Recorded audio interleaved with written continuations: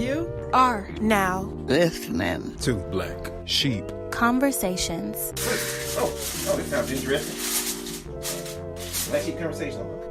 But you were still cheating if you took them both back. I ain't take them back. Oh, yeah. What? I was just chilling. You probably don't know it, bro. It's gonna shock them, guys. Watch this. It's gonna shock them right here. I actually listen to Frank Sinatra. I love hood movies, man. Like, they don't make a lot of good hood movies no more, which is, I guess, is kind of good and bad. So that's when I jumped off the balcony, like on the side in the dark, so nobody saw me fall over there except for my homegirl. Yo, what's up? Welcome back. It's your boy Chuck VEV here. Black Sheep Conversation family. How y'all living? Hope y'all living good. Hope y'all blessed. I'm here with the homie TKAYO, man. TKAYO PAC.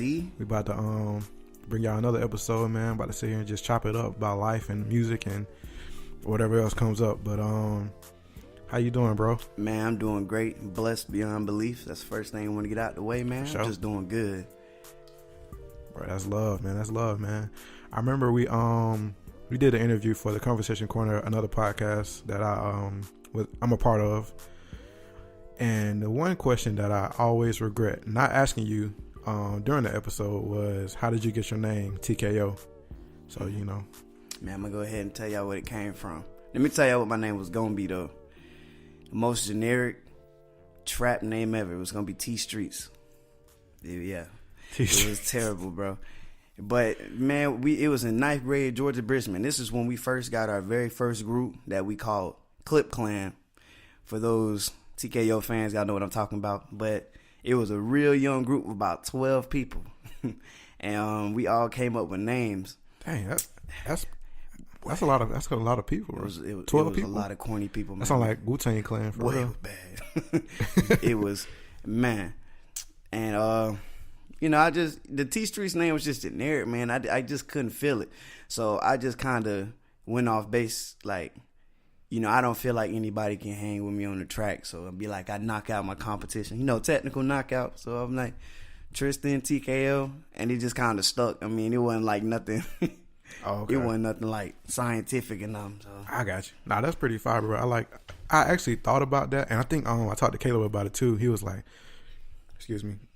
He was like, man, it's probably because he be knocking people out with his bars, you know what I'm saying? I be killing them, man. I was like, hey, that makes sense, but the way you spell it is different than that technical knockout. It's like a TKAYO. Exactly, because when you put in the URL TKO, you got everything popping up. But if you put TKAYO, I'm the only one that's going to pop up. Guaranteed. All right, bro, that's dope, Hey, bro. I had to make sure I was the first one seen. Man, that's crazy. Hey, so you said you were in band? Man, bro, a lot of my musical inspiration came from sixth grade. Back when my mom was telling me, oh, man, you should do band. I thought it was lame. So I'm like, nah, bro, I ain't doing no band, bro. I ain't about to do that. I'm trying to do football, and I sucked at sports. So eventually she convinced me. And, I played tuba in the band to 6th grade to 12th grade. So a lot of my music, and the reason I think I am so good at organizing my music is because of all them years of band. Bro, that's dope. I played I was in band from 6th grade until I stayed in band until 12th grade, but I quit marching band. I just got tired. I lost the passion. I lost the drive to do it. And but I played trombone. I sucked that. Well, I ain't gonna say I sucked, but I definitely didn't give it as much time as I should have trying to practice it. Then I picked up a bass guitar. Mm-hmm. And I kind of fell in love with that, so I did jazz band, and I kept going to college. Jazz band is where it's at, man. Yeah. So you did marching band too? Marching band, jazz band, regular ensembles, just everything. It all, man. I mean, I got everything in band, man. Band was just amazing to me. I just like music, so after I got in there, I'm like, thank you, mama, for letting me get into this. Because, man, I think everybody needs to know how to play an instrument of some sort, man. You can't. Listen, the world is not the same without music, bro. No, it's not, man. Point blank, period. That's why I get a lot of like you said, a lot of inspiration comes from music, man. It's a lot of people, they get through a lot of tough times with music. Different songs, different artists like help them like through bouts of depression, exactly. Breakups, loss of a family member, exactly, all kind of different stuff. So. It's beautiful, man. The whole art is beautiful. And that leads me to another question, like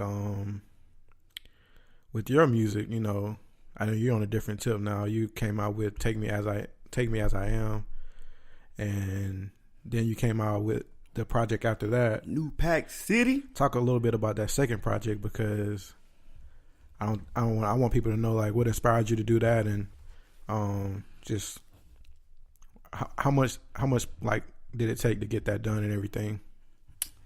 All right, New Pack City was more of a, hey guys, I'm still the artist I am. I can make music at any time, because I feel like if I'm gonna make another album, I gotta make sure I'm putting my all in, getting inspiration and pulling it from the things that I believe in, and making this next album the best album TKAYO has ever dropped, ever.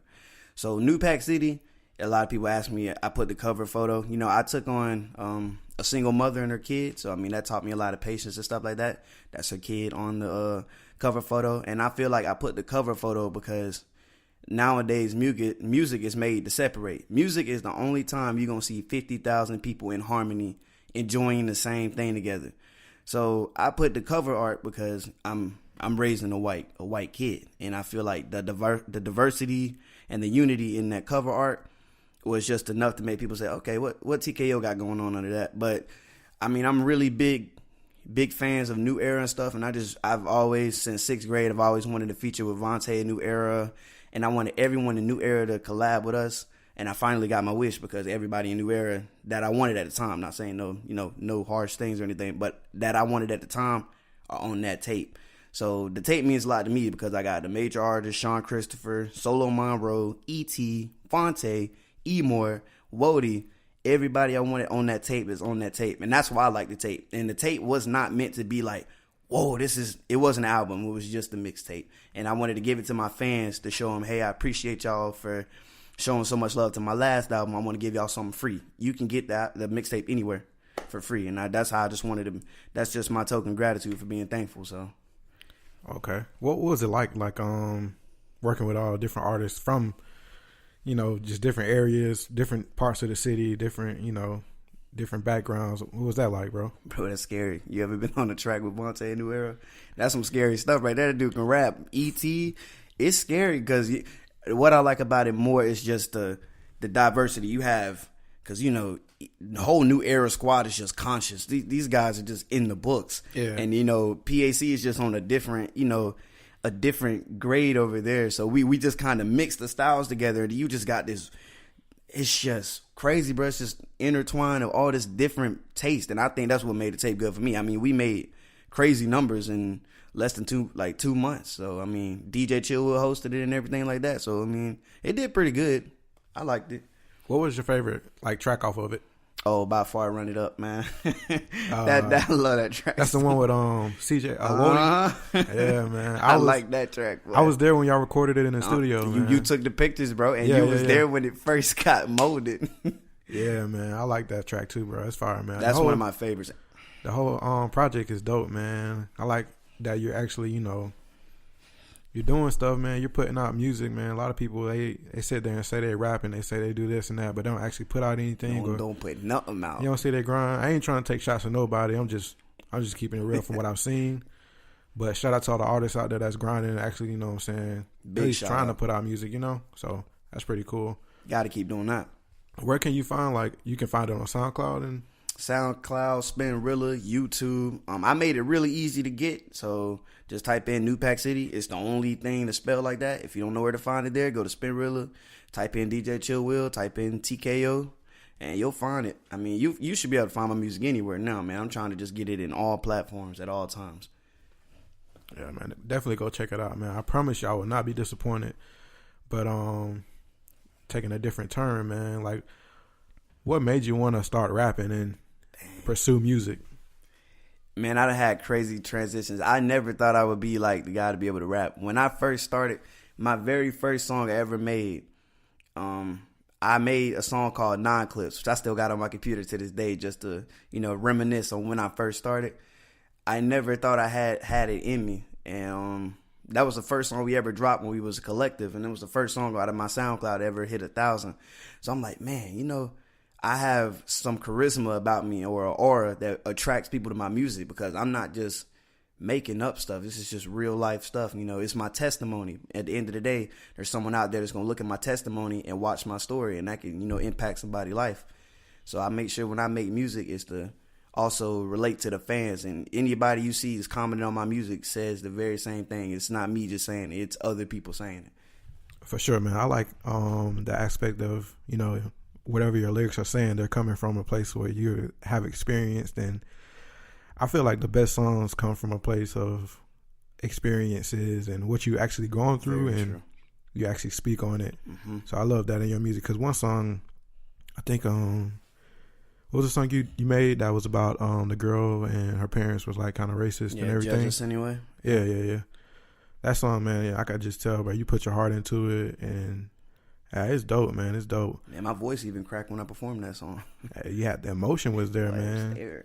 Those lyrics, man. Like when the emotion is behind it, I feel like you can really connect to people, and you know what I'm saying, resonate. Exactly, bro. But what's like your writing process like when you're writing for a song? What are you like? How do you start it and everything? A lot of people ask me this. I have never wrote a song in this house. I've never wrote a song in the house. Every time I've ever written a song, I go to a public area and just watch people. I know it sounds weird, but I cannot pull any inspiration if I am not in an environment where it's a lot going on. Because a lot of people don't know, if you were to record in a dark place, your music's going to sound dark because the lighting affects your brain. If you're outside or walking around, your album's going to sound brighter. Because whether you know it or not, colors play a huge role. I mean, they made a whole color psychology theory, and there's certain things that do certain things to your brain. You record outside, you have a fresh feel to your album. The reason I asked a lot of people, how did my first album sound? And you'd be surprised that a lot of them said it sounded bright. And I'm like, no, I mean, I put a lot of dark emotions into it. That's a dark past for me. But it sounded bright because I was in an apartment full of friends. So it sounded a lot brighter than the actual, you know, lyrics, like the lyrics and stuff. So No, I definitely did. I agree, bro. It sounded bright to me, like that GUAG. yeah, That's my track. That's my favorite track off the whole album, bro. That I just the beat and yeah, bro. That don't be slapping for real, bro. But I get that sense, man. That's a very good way to look at it. Whatever environment you're in, whatever space you're in, is going to reflect how your mood and exactly. whatever you put into your music, you know. And what do you got coming up, like Woo, as far as projects? All right, first and foremost, before I even get onto this, I want to actually thank God and Jesus for allowing me to get here today to be able to transition from Take Me As I Am to this new project. I also want to start off by saying I'm not going to tell you the name of it, guys, but I'm going to give you a brief. Are you going to tell me off air, though? I'm going to tell you You're off air, though. bet. So the album is actually derived from God. I believe that my biggest goal in life is to be an evangelist musician now. I have had a really big impact with God in my life. I believe that if positive reinforcement does not exist, if you do not, you know, exploit positive energy, that it creates like a domino effect of failure, and it rubs off on the culture, and people use that to point fingers and make excuses. Like, for example, a lot of people glorify, you know, the trapping, the objectifying our women, the drugs and stuff like that.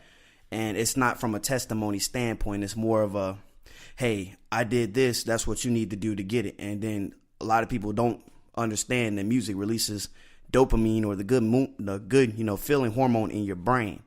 And this is really impacting our youth and stuff, because these people are like, these kids are role playing. I'm taking care of a 2-year-old girl right now that if I tell her to do something, the next day she'll do it.